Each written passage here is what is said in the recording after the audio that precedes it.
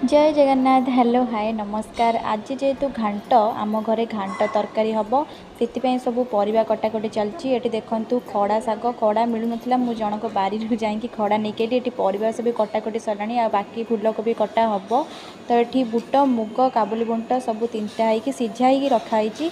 मसला ऑलरेडी मु कषा कषी कर मसला टी भी कषी हो गला। तो देखु मसला भी कषी हो गला। मुझे परिवा अल्प पकईकि घाटी देली। एक्चुअली तरकारी मुझे करनी बो करी खाली वीडियो ये देखुँ तरकारी तो बढ़िया बास्ना हो बढ़िया बास्ना हो देखा केमी कौन हो मुझे हाथ जा लगे वीडियो सब बो करी आउ कि परिवा पकईदेली बाकी परिया पकई घाटी दूची।